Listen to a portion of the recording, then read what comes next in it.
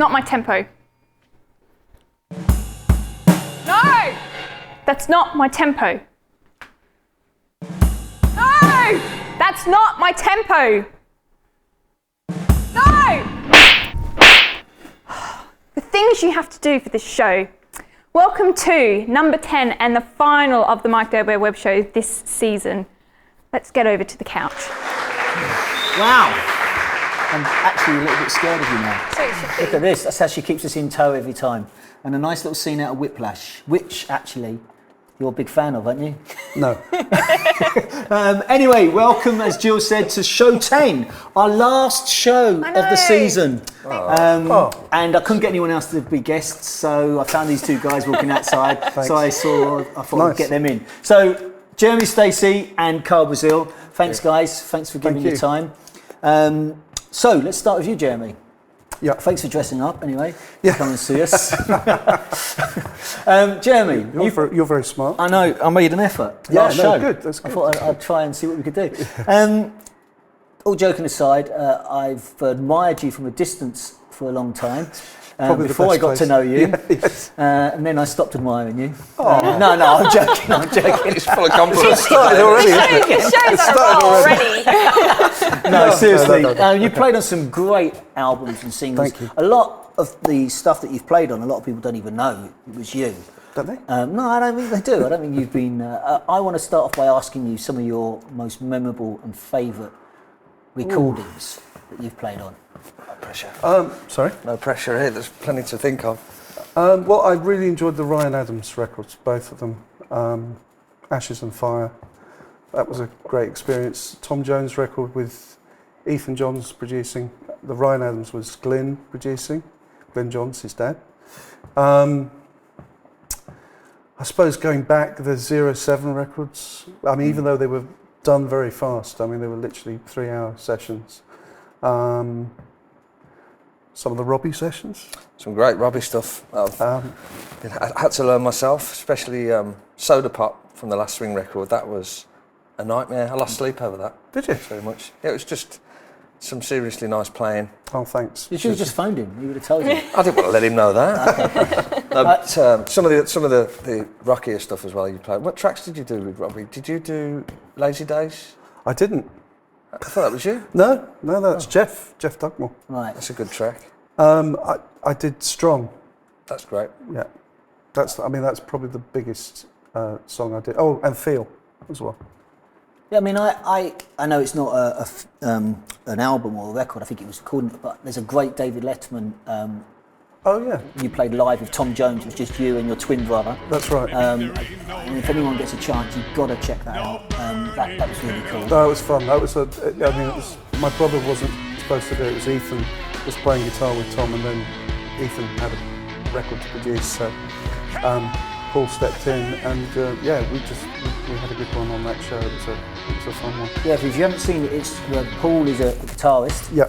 And just drums and Tom singing. Excellent. Check that out. Well, you talked about Robbie. Okay, so you've had to walk in and play some of the parts that this gentleman laid down for you. I mean, how did Robbie's gig come about? I heard that Robbie needed a new left back for his football team, and you're pretty handy on the football field. You're not that far from the truth, because I met Robbie Robbie came to a gig at the House of Blues in LA when I was playing for James Blunt.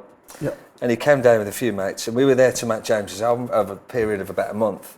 So he invited me up to the house, went up and played, and you're right, Mike, I will take the compliment. I've got a good left peg. Yep. But I don't play it that much anymore, but I do love football. So when I went up to the house, he's got this amazing pitch, load of great players playing, so we all had a game. Hold on, how long before we You got all on to right for football? 10? No, we got 5 minutes in and football.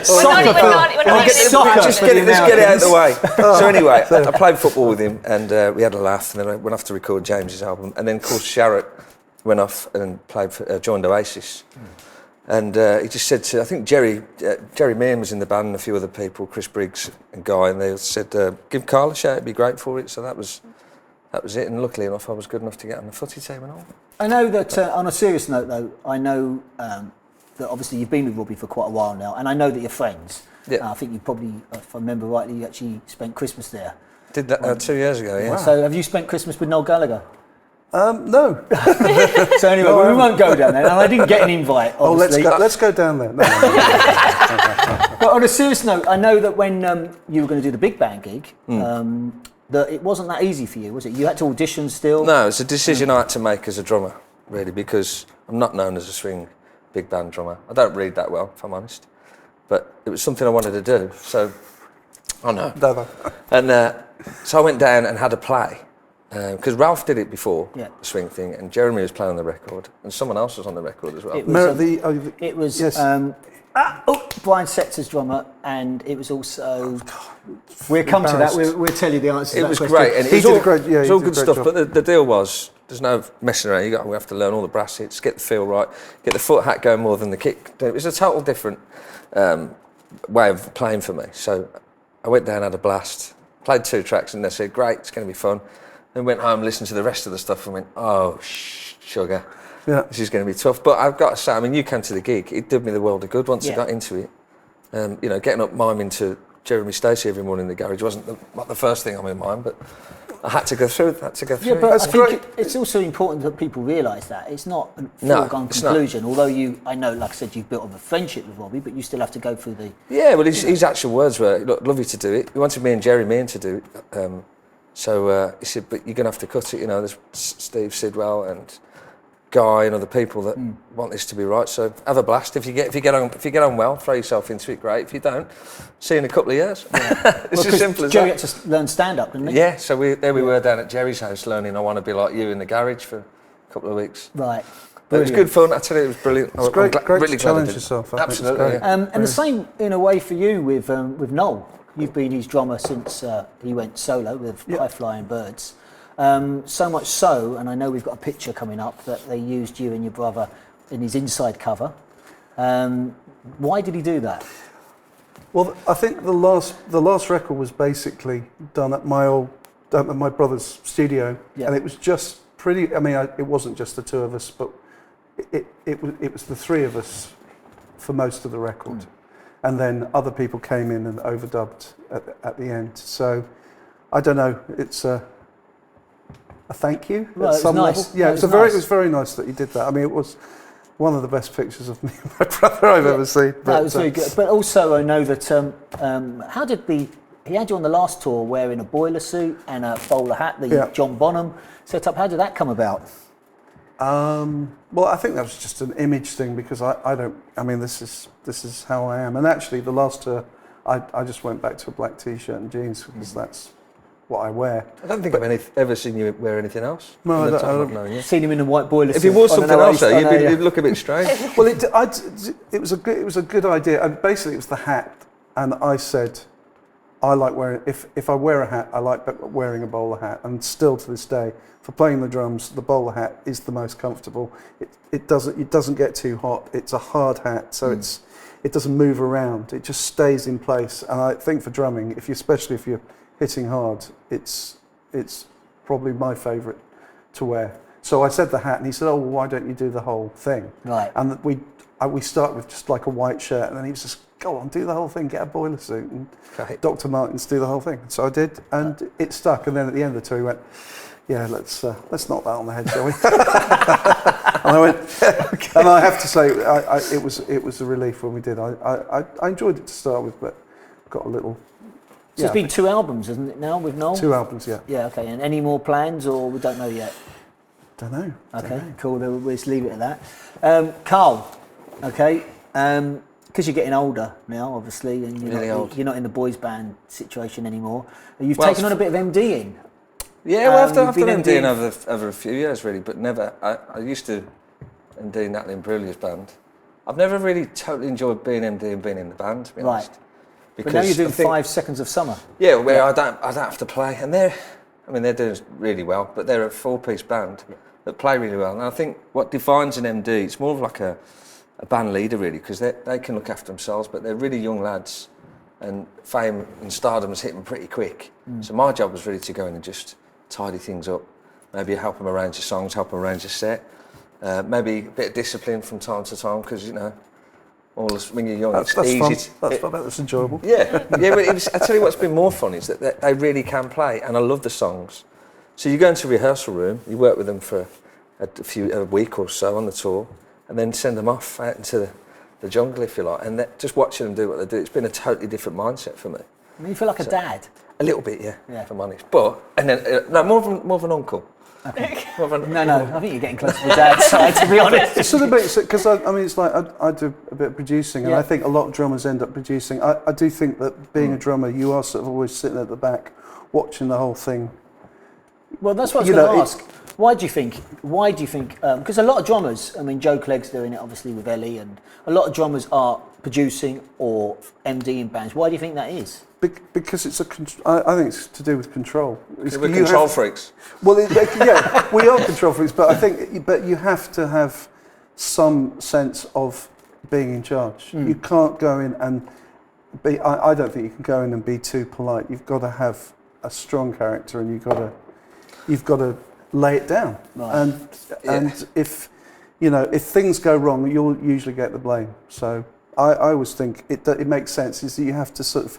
You sort of feel like you're in charge at the back, even though you're not, but you feel it at some level. Have you ever felt though if you've MD'd a band where you're playing kit, do you ever feel like you'd sort of I've never MD'd, but... Oh, you know, okay. No. For me, I think if you're playing kit and you're on the phone and you're organising God knows what before you actually get into the rehearsal room, then you're thinking of arrangements or something somebody could be playing over there, someone shouldn't be playing over there. You're not really thinking about yourself that much. So totally agree. That's the bit I don't enjoy. And I think, well, if I can do a gig and not be at MD, I'd rather do that. Perfect, yeah. But now with doing something like 5 Seconds of Summer, you can sit back and get more sort of, where you can appreciate what's going on a bit more in the room and not worry about it. And even from a drum perspective, to watch another drummer playing great and talk drums with him is loads of fun. And Ashton's obviously, as we know, is a drummer. He likes drums and he talks drums. Yeah. Okay. Well, leading into young upcoming musicians and bands is well, not Karl, not being Karl, a young upcoming. no. Yeah, okay. Once upon a time, Karl is a Young Drummer of the Year.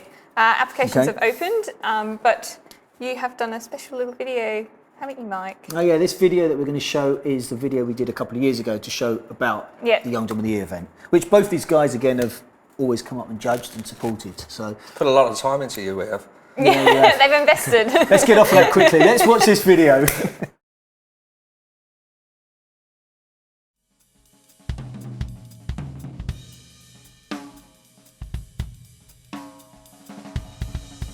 So Young Drummer of the Year is not really about the winner. It's about the 10 finalists. They all get treated the same. It's all about making those contacts. So just because they've won Young Drummer of the Year doesn't necessarily mean there's a golden ticket to go off and tour with the Red Hot Chili Peppers. It's about all 10 of them getting to this stage and having the infrastructure that we've got behind us for them to have some advice, some help whenever they need it. With the amount of years this has been running now, we're now seeing drummers come through. The very first year, Brad Webb was one of the finalists. Brad's now working with Jamie Cullum. Paulie Stanley McKenzie, who's actually one of the judges this year. It's the first time we've had a judge back. Paulie's been working with the Gorilla Sound System. Dexter Hercules is currently out with Little Mix, but that's Rita Ora. Emily Dolan Davis is playing with Brian Ferry. George Barnett has got, carving out a very good solo career as an all-round musician, and I'm sure I've forgotten many, but a lot of the finalists now have actually gone on to play successfully, which I'm really pleased about. That to me was what this is all about. And they're not always the winners; they're the finalists.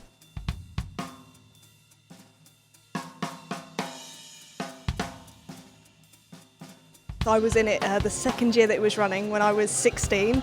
I entered just thinking it would be a great thing to do, and I didn't win it, but that didn't mean that I went, right, I'm giving up. I just thought, right, I better work even harder because this is only a small pool of musicians from 16 and under, and if I'm not the best in that, then I'm clearly not going to be the best in a larger scale of things, so I better work my butt off, and I still am. Coming from being a contestant in Young Drummer of the Year, that really for me was a launch pad. Without Young Drummer of the Year, I don't think I'd be the musician that I am today, let alone like the drummer. Being a drummer is only a small part of what this sets you up to become. So yeah, it was the first time I played in front of a big crowd, and it was the first time I played in front of other musicians. I think that's what this event's all about as well. Don't forget that they're 16 and under, so they've still got 2 years at school. So they're not going to suddenly win this competition and go out and become professional musicians. But what they've got with the judges and with the infrastructure of the event is they've got some support. So the younger generation of drummers can come through and they've got some contacts and some support. And whether that's the drummers, myself, or the industry, that's really important. I think that's what this competition is good for the younger drummers that are entering. Because what you realise is, oh wait, they love drums like I love the drums, so it's quite cool just sitting and chatting to people that are obviously at the top of their game, and they made me feel very comfortable. It's very, very important for younger musicians now to be able to play many styles. If they want 50 years in the music industry at least, then no one can predict where it's going to go. So yes, they have to come out and they play a 2-minute solo, but they play a piece of music that was sent to them 4 weeks ago with just a backing track with a click, and they interpret it how they want to. And then they have to play a piece of music that they've heard for the first time an hour before the doors open. And then they also meet the judges, and the judges ask them questions on personality, and it's all the bigger picture. You know, you may be the best clinician, but you're not going to have a long career unless you do everything. Part of the thing you have to do to win the awards, you not only got to be good playing, but also you have a sort of meet and greet with the judges, and you have to talk. And it's about your personality and stuff. Personally, I'll be looking out not just for how well they can, play Rosanna. It's about when they come and meet us, and I think to myself, can they cut it in the real world? Because in the real world, you've got to be able to, talk, communicate with humans. Basically, that's what it's about. It's all about learning, isn't it? Yeah. At every level, because you see young players who are coming up and you go, wow, that's what's going on now. Exactly, we'll definitely see that today. We get to see the new hot talent, get to worry whether I should really give up. There's things that some of the guys are playing that I can't play, and I'll say it again, definitely things that I can't play, and it's incredible that alone. The UK drummers have got to look out. The drummers that we've got to my right hand side here, all the pros, are looking at these drummers and thinking, well, we don't know who to choose. They're that good. So I just think the drumming world in the UK is getting better and better, and I'm privileged to see some of the best young drummers around. The judges give up their time. They come up and spend a Sunday afternoon with us, and over the years, Vic first flown over, Nick Mason came up, done it, Ian Pace, Bill Bruford. So, we're always very, very lucky with the judges. I never have any problems finding judges that are willing to come up and support this event. And I make sure that I have a complete cross-the-board selection of judges, from clinicians, rock drummers, studio drummers, different ages, because that way I think that we're not sitting all in one area, and I feel that we then get a balanced judge at the end, and we get the correct winner. Okay, great. Thank you for that video. Applications for Young Drummer of the Year 2016 is now open. Now, Jeremy, I'd like to ask you a bit about your 70 plus drum kits. Bernie Drizzle is the name. Thank you. Senile. I'm going senile. Can't trust any of you. Right, so you okay now? 70 kits? Are you feeling better now? Yeah, I've got Bernie Drizzle. He's actually got 69 kits now, because I bought one off him. And let me tell you, trying to buy a kit off this man is a hard slog, because he says yes, no, yes, no, yes, no. Then you get there and you have a nice cup of Twinings tea upstairs. And then it goes up in price. Then you get it in the car. I'm not sure I want to sell this. And you finally get it in the car, shut the thing, and think I'm going to drive off, and the phone rings. Listen, I think I definitely want to keep it. And I said, I've gone now. He's just doing this for... What was the drum kit? Rogers. What a big badge. It was a blue Onyx, Cleveland. Oh no, Fullerton maybe? Do you want it back? Is that? I don't. With the butter lugs. Anyway, sorry. Absolute bargain. Anyway. The question. Can you answer the question, please? No, so with the 70 kits all now, 69ers, Carl's taken one off you. It's 70-ish. 70-ish.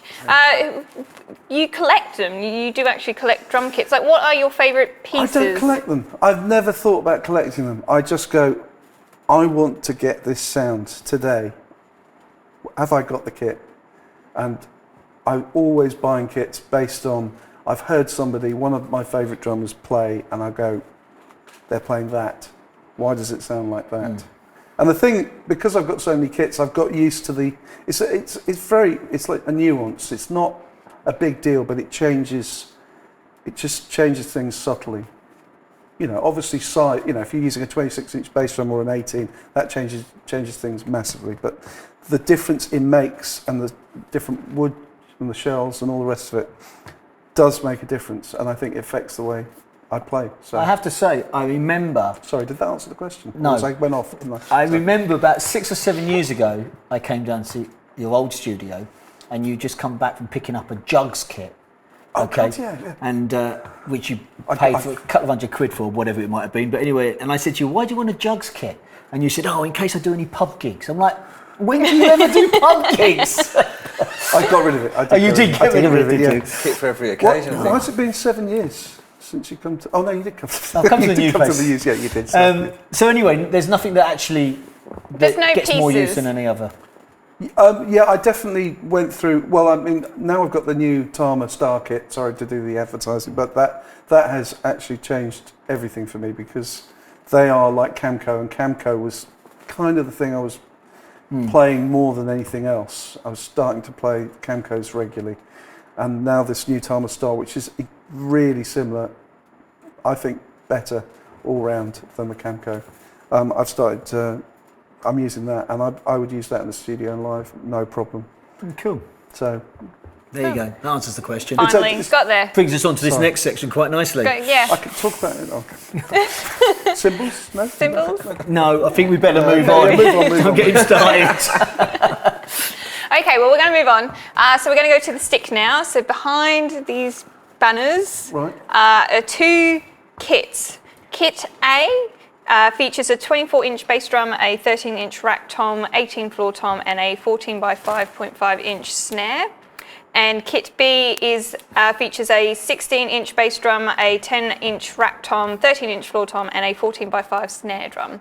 So I'm going to get 6 play some, and then get your views on which one you prefer, and then we will reveal which one. I hope he plays them at the right tempo. Yeah, I hope so too. I had to slap him silly to get him to train him to do Who is the that. stick? Who is it? Can we tell? Can we No, say who we it is? can't say. There's some don't some rumours going around. Yeah, I thought you think you know it is. MP, the I've initials heard on you say it's an MP.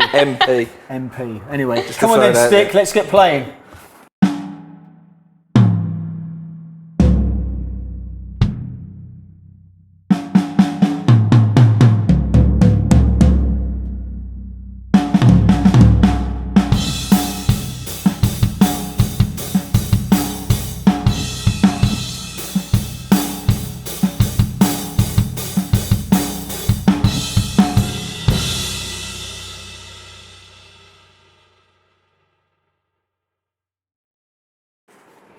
You can move to Kit B. Symbols. Get the tempo right. Yeah. My symbols.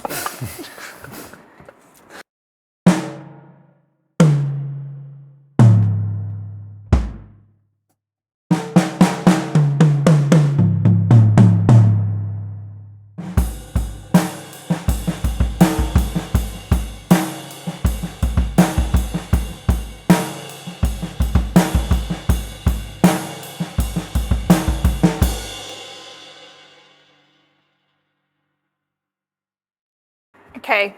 So which A or B did you like the sound of? Interesting, different thoughts? Do you want to go first? Okay. Kit A, all the way. Kit Love A? the sizes for starters. Sounds big. The beat he played, I liked. It's not about the beat. No, the kit just sounds. Don't complicate. Sounds far better. And Kit B sounds, especially the bass drum, sounds a bit naff to me. Bit naff. Is that like a technical word? Yeah. It's a I Birmingham wouldn't word. use the same term, but yeah. But I probably couldn't say it. Anyway, Yeah. I agree totally with you. First kit, much better. Okay.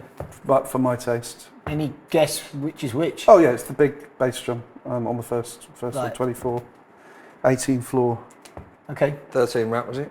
13 rack. Yeah. Yeah, 13 rack. And I didn't even remember what was on the second kit, because as soon as I had 10, I thought, oh. Yeah. Okay. Okay. All right. Okay.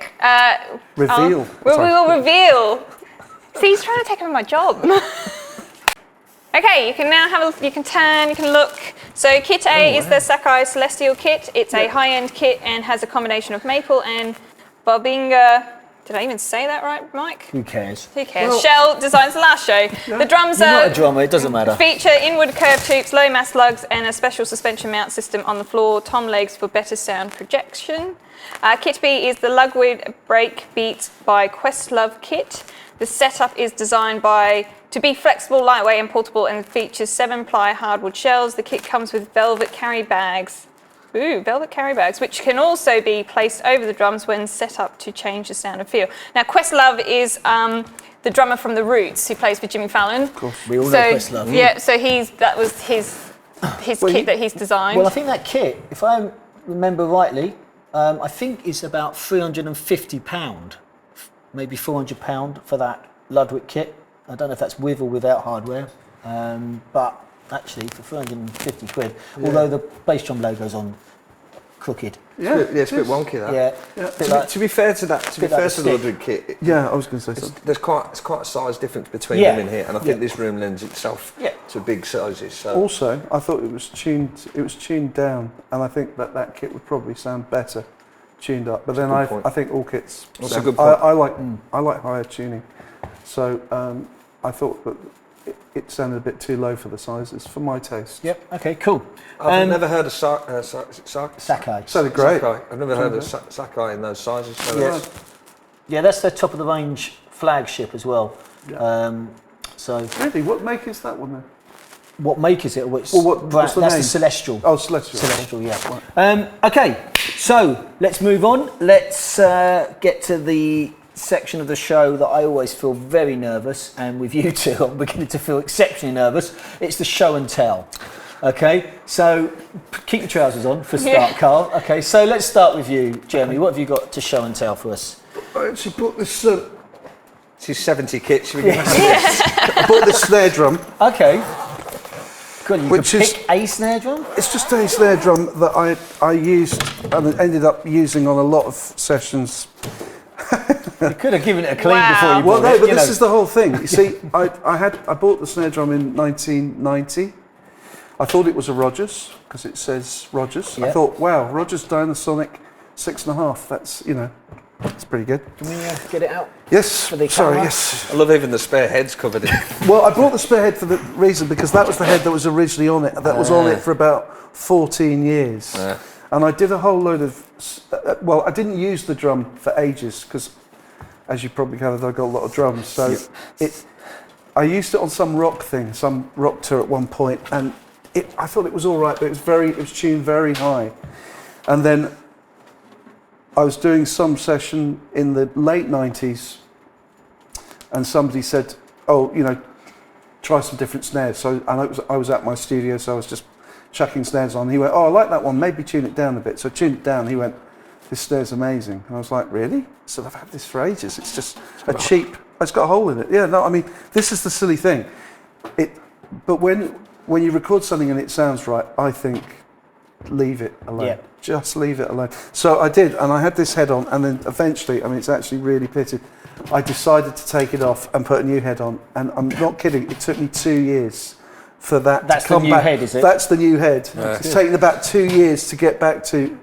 But I took it to sessions with people who'd used that snare, and they went, "It doesn't sound the same." And I went, "No, I know." You can hear by just tapping it, the depth in it. It's got a lot of low. It's got a lot of low end. It's really, and I haven't got any drum that sounds like it. And it's still, I still use this drum probably more than any of my other snare drums. And I mean, you can see the mess that it's How much are you selling this for? Yeah. Carl, you can have it. Carl, just take it. You can take it today. I might be giving you a call. Yeah, very nice. And that is actually the condition of all your drums, though, isn't it? Yeah. Well, no. Isn't it? No, but actually, I mean, there was a Ludwig kit that I used for ages as well. That was just, I bought the toms separately. I bought the bass drum in LA, and it was like $50. And that ended up on most of the Robbie records and all sorts of Joe Cocker and all sorts of records that I did back in the sort of late 90s right through till I think I did one of the 07 tracks on it as well. I mean, I just had this setup. It was always that snare, and that Charlotte Gainsborough record that I did was also the Ludwig Tom's Ludwig bass drum, and that snare, and everybody say, just bring that, don't bring anything else. Brilliant. And then they got bored with me. And oh, Carl, no. Getting bored of people, let's move on. Yeah. Carl, what's your show and tell? I've brought a few things actually because I couldn't decide. Very good. Good one. It's been horrible to you today, I don't know what you've done. Yeah, to me. that's all right. Okay, so I'll start from the early age of 2. When I was 2, I had a Smurf drum kit. That was my first kit that my dad bought for me, and it obviously disappeared as I got older. So I carry this little good luck mascot around with me. It's a little. So that goes on the road reminder with of me. Upside down. Well, he only does a handstand. Oh, right, It's a bit of a joke. and he goes everywhere with you? Yeah. That one. Okay, Yeah. cool. But saying that, I did find him in my dad's garage. I left him for the last week. Got a couple of other things here. When I was 12, I went to see a drummer called Fran Breen. Fran played in a band called Stockton's Wing. He's from Dublin. Right. I went to the Irish Centre Birmingham, sat on the top of a fruit machine and watched this drummer with Stockton's Wing. It blew my mind. He was using this head on the night, as you can see. He's quite a hitter. Yeah. Very passionate player. And at the end of the gig, I got to meet him and he gave me this. He went on to play for Nancy Griffiths and he played on the Commitments album with that great snare drum. So he lives in Nashville now, but thanks, Fran. That's a memory and something I'll keep forever. Can I do some more? Yeah, go on. Looks like you're going to. This was the first album I ever played on. My dad pulled me out of school. Sorry, Carl, can I just check something? Because obviously Jill's is very young. Could you just explain what that is? No, I know what a tape is. Tapes, yeah. Oh, do you? Okay, I'm just checking, you know. This is a Tapes were functioning. just- Do you want to feel it? It's a functioning cassette tape. How young do you think I am? don't know, but, you know. The Brazil band. Brazil band. That's my dad's country right, music wow. band. Do you still perform that piece? No. Right, okay. No. Okay. But my dad I know got me what out of the school. sets are. I've got some. Straight to Zella Studios in Birmingham, if you've ever been to Zella. No. I went there and played on that, so I've kept that. I'll never be able to play it because you can't get cassette players anymore. But Actually, I've got one. Have you? Me too. Mike, it's yours. And finally, I always like to pay tribute to Jeff Porcaro. This is one of the last albums he played on. That was in 1990. Yeah. This was 92. This was done with, he played on Calling Elvis and Heavy Fuel. What is Dire that? Straits. Straits, yeah. This album's on every street, so I'd recommend any drummers listening to I that. don't know that. I have a trivia cracking question for you. See if you can know the answer to this. I'm just throwing this at him. Do you know I'm almost certain it was the last album that Jeff Porcaro played on. Do you know what it was? No. It was Paul Young, The Crossing. Really? Yeah. Really? Yeah. What year was that? To be honest, don't test me like that. Don't start throwing stuff No, at well, me. you I'm threw making- all these stuff facts at and them. figures. I'm making you look stupid. Don't start making me. I do that on my own if you don't mind. Well, I thought this was one of the last albums. This was 92. Well, he would have been doing a lot of sessions as well, wouldn't he? See, that's another thing, isn't it? What's that? Well, you got the other thing wrong. Oh, Lazy Days. I'm sorry about that. Do you know, I've remembered what it was. What? I've heard the Lemon Trees version that I think Oh, right, okay. there's a different So that singer was- on it. Guy Chambers is singing That's it. Guy. That's Yeah. what I heard you I on. think you Oh, should. right. I think you should talk Sorry over to about Brent. Well, maybe I didn't show it to upset you, Brent. did I? Yeah, well, Well, they want to do. You carry on. I just thought, And we're going to get go your to facts- a get your Brent facts now right, you know. while those two finish reminiscing about something. Over to you, Brent. too. Hey, Mike and Jill, thanks again for having me on your show. Recently, I did a hardware makeover for a drummer using our Gibraltar Rollaway drum rack, which is a rack on wheels, and it allows you to move your kit across the stage with ease. So let's check it out. So let's have a look at Matthew's setup. Matthew plays a 5-piece kit, 10, 12, 16, 22, with a 14-inch snare, and he's got 3 cymbals and hi-hats: crash, ride, splash, and a set of 14-inch hats. So Matthew has a very simplistic setup, which is awesome. I love simplistic setups. This is exactly the way I would do it if I was playing it like this. He's got both of his rack toms mounted to his cymbal stands, and he's got a splash mounted out of his bass drum mount. It's very streamlined and very consolidated, but I took it one step further. I put this kit up on the rolling rack, the GRS RR. It's a basic rack with wheels. Now, every single piece on this drum set is attached to the rack in some way. 99% of the time, this isn't the case. There's always 1, 2, maybe 3 drums that are not attached to the rack. Not this one. Every single piece is attached to the rack. There's only 2 points of contact, which is the hi-hat and the bass drum. Oh yeah, and of course the 4 casters if you want to count those 2. So for the hi-hat, I'm using a no-leg hi-hat stand, which is the 9707 NL DP, and it's attached to the 24-inch side wing that I can also use to expand and add more cymbals if I need to down the road. So the floating snare attachment is an add-on. It doesn't come with the rack. What I used was the GSMP, which is a 14-inch rack bar with a tube end clamp that allows you to telescope the snare basket in and out of the tube. Then I just attached the entire tube directly to the front leg. So now it's completely floating, there's no feet on the floor. Both my crash and my ride are mounted out of the 30-inch legs, turning the legs into cymbal stands.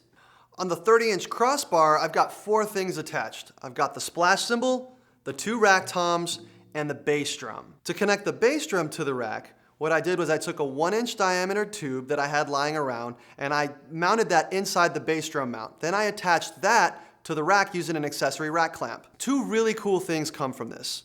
1, if I want to move the entire kit, all I have to do is suspend the bass drum off the ground.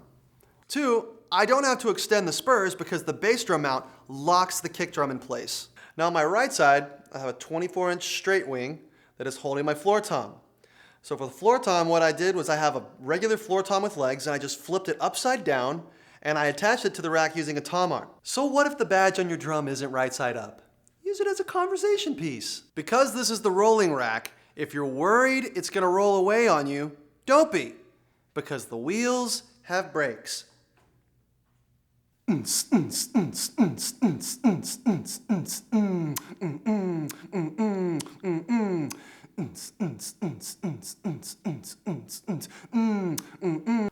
that's it for this month's episode of Hardware Makeover. Matthew, thanks for your submission. It was awesome getting to mess with your kit. And everybody else, thanks for your submission as well. But keep watching because you never know. You might be next. You might be next. You might be next. Definitely not you, and maybe you. Yeah, maybe you. Stop playing the didgeridoo. Right, Cool. Thank you, Brent. That's the last one for this season. Yes, thank you very much. Hopefully see you next year. Yeah, right. So now we're going to go to the final news. Of the year. Of the year. Oh, are you sad? This is the last one. It's the last show of the year. They should be feel privileged on the last one. No, it's nice. You did it. We couldn't get anyone else. You're doing it again next year? Well, we're moving. Do we come back? Yeah, you can come back Together? Yeah, you can come back together. Okay. That's fine. Anyway, come on. Okay, so news. So first off, Steve White has a new band called The Family Silver, and they've actually just released their first album, and they've actually done it through Pledge Music, which is the way things seem to be going. Yeah. And it's a great album. I don't know if you've heard it, but it actually starts with a drum fill and groove. How every album should start. How every album. Heard it here first. But the other thing I want to point out is actually who else has got a new album out is JJ Mayer's Nerve, and this is it. This is his album where he's got a nerve, and he's plugging that. That was actually someone else's joke. Thank you, Ash. But this is actually his album, and all you do is you get each card has a different code, and basically go online and you get your music through that. But that's basically You just can't think beat that. if you Can't go. be the cassette, can you? I just think like you go into. Check them out. Read the cookies in that. My iPod's the same size as that. But I find this weird because I just think if I go into a shop now and I'm just there flicking through cards, really, if that's how. Yeah, that's where well, it's you all won't going. even go to a shop, will you? It'd be, No. you know. So, but the other thing I want to talk about is drummer improving with experts. Now, Mike, you've done the rarity thing of actually doing an interview, and Well, first of all, I just want to point out that improving with the experts, and obviously then they asked me, so they messed up there. But anyway. Well, yeah, we're going to talk about this photo first, which. Yeah. Wow. What are you doing there, Mike? What's the? Well, actually, to be honest, What's your grip there? well, French? to be honest, with Steve's lovely formed dome on this photo, this picture, I did have a diva moment when they were doing this magazine and they showed me this photo. I said, "You can't put that in there because I look deformed." And I didn't do it I was posing when we took the picture. Like, there's this great photo, obviously, here with Which one? in this one here Oh, with Stuart. with Stuart Copeland. Is that Steve Gadd with?